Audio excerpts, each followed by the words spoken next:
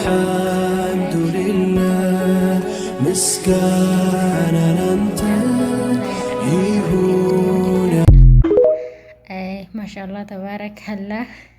سمية تصفاي مبروك جتشوني بربادة أبا منايسيتين ترتي يرو ديرا بودا ربي نقا ولا قرسي سجرا ربي ورا وجين عمري ديرا بسم الله ما شاء الله بسم الله بارك الله بسم الله ما شاء الله بسم الله بارك الله مبروك مبروك مشروك ألف صلاة الله. biyya ormaa deemuun isii waa baay'ee isii milkeesse jechuudha. Addunyaa akiraa isii gammachiise. Addunyaattis jiruu bareedduu akka jiraattu akirattis immoo jeenataan akka gammaddu inshaallah rabbi raabtii qabna. Waa meeqa dhabdee rakkoo meeqa dadhamtee diinii kanarratti waa meeqa taatee jechuudha. Uummanni keenya sabni keenya jechuudha kanneen amantii isheen dura irraa biraa as dhufte jechuudha akka malee irratti duulaa turani kana hunda dandeessee hanga haadha isii hunda hin jirtu jedhanii dhoksanii garuu haadha isii sanillee rabbii wal agarsiiste. Haadha isiitii fi haadha isillee rabbiin gara amantii islaamaa gara amantii rabbiin ganama irratti nu uume kana rabbi haa fiduufi. Maashaallah tabaarakallaa. Isii immoo abbaa manaa isiitii walitti dhufuun hedduu takka na gammachiise wallaahi dhuguma hedduun gammadee fi rabbi wajjin umrii adeeressu rabbi jiruu bareeddu irratti umrii dheertuu isaanii kenne rabbi isaa wajjin haa jiraachisu. Namoonni baay'een jechuudha kan irratti duulaa turan kan waan meeqa jechaanii turan ijoolleen baay'een jechuudha komantii barreessaa turan yeroo isin biyya galtee abbaa isii jechuudha abbaa manaa isii jechuudha isa wajjin jettu kan akkamitti maarre maal jedhani waan silaa afaan namaa jechuu hin dandeenye jechuudha. Waan meeqa jedhanii irratti duulani garuu namni nama ofii gadi irratti hin duulu namni nama ofii olii irratti duulaa waan jedhamu irraa barannaa jechuudha. Nama sii gadi ati bar hin argitu nama sii gadi jiru tokko hin argitu jechuudha. Nama sii ol taree sitti mul'ata namni tokko aslan namni kanneen sitti hin gammanne yoo jiraate yoo ati dhukkubsattee fi yoo ati argitee miskiinummaa keessa jiraatte du'a waa sadeen kana qofana ilmi namaa sitti hin gammanne malee waan kana qofa sitti gammadan jechuudha. Waan gaarii yoo ati dalayde waan tokko yoo isaan bira tarte ilmi namaa siif hin gammadu jechuudha.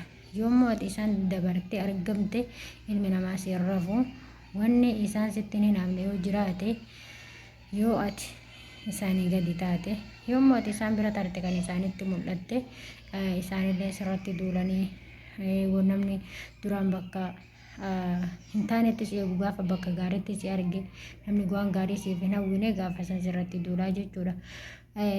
Maashaallah tabaarakallaa. Sumayyaa Tasfaayeetii fi akkasuma kenna akkasuma hawwii sanyii Jawaar Mohammad fakkeenya guddaa irraa hubattuu jedhee yaada obboleeyyan keenya warri amantii biraa jechuudha. Dhiifama ijoolleetu jettu na dhufe akkasii isinin ja'a hedduu takka ani wallaahi akka malee isaan naman akka malee isaan dinqisiifadhu jechuudha. Isaan hundinuu akka namni irratti duuluu fi jarri kun silaarran tana hin jiraatan garuu namni namarratti duuluun nama jabeessaa jechuudha. Nama jabeessa namni tokko gaafa sirratti duulee ati hin jabaatta jechuudha. Warri isaan irratti duultanii waan isaan duraan hojjechaa turan san irratti akka isaan jabaatan isaan taasiftanii hedduu takka galatoomaa isinin jaa warri isaan irratti duulaa turtan jechuudha. Maashaallah tabaarakallaa. Ani immoo akka kiyyatti hedduu takka gammadee fi Sumayyaan kun galtee biyya keessattis akkasitti maashaallah fataa jettee gaafa kitaabni abbaa hawaasaa jiru eebbifamus akkasanitti haala saniin fataa jettee wallaahi maashaallah tabaarakallaa. Uummanni musliimallee hedduu takka haa galatoomani. Sumayyaa haala gaariin simannaa bareedan ishee bira dhaabbatanii obboleeyyan musliimaa nutus jira jechuun waa meeqa godhanii fi akka hamileen isii jajjabaatuuf abshir waa hundaanuu si bira jirraa jechuun haga isiin guyyaa isiin abbaa manaa isiiti wal argitutti haala sanii waliin dhaabatanii maashaallah tabaarakallah fataa godhanii kunoo amma har'an tana simannaa kadillee aslii fi baabaan sheriyaad haa galatoomanii wallahi haala gaariin simannaa bareedaa godhanii fi afeerra laaqanaa godhanii fi sumayyaa jechuudha. Maashaallah nama rabbiin ol fuudhe ilmi namaa gaddeebisuu hin danda'u. Sumayyaa rabbitu isii ol fuudhe. Sumayyaa haadha hammaan rabbi haa godhu jennaani. Maashaallah tabaarakallah ani garuu akka kiyyatti hedduu na gammachiise warri isii simattan biyyarraa kaasee Dubaayii irraa geggeessuun kaasee eenyumee namnummaan akka ijoollee amantii islaamatti dhuftee kanatti kabajaa argate hin jiru jechuudha. Maashaallah tabaarakallah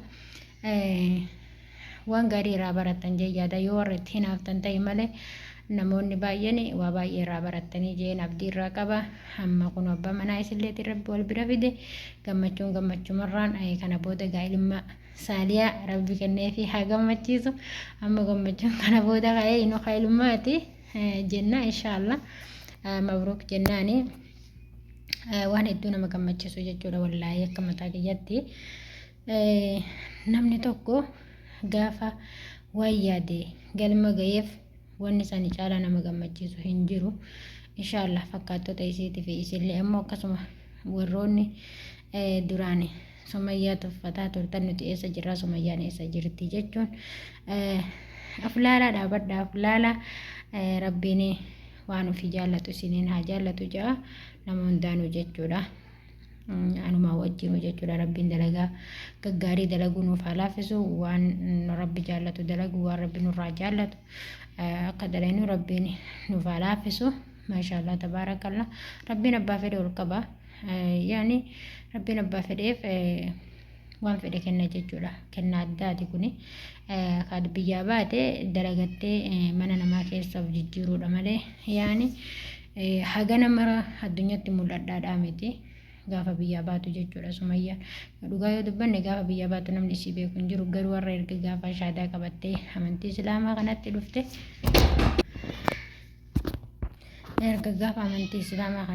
maashaallah tabaarakallah haalli isiin irratti jiraataa jirtu amalli isii waan hedduu takka nama gammachiisu jechuudha.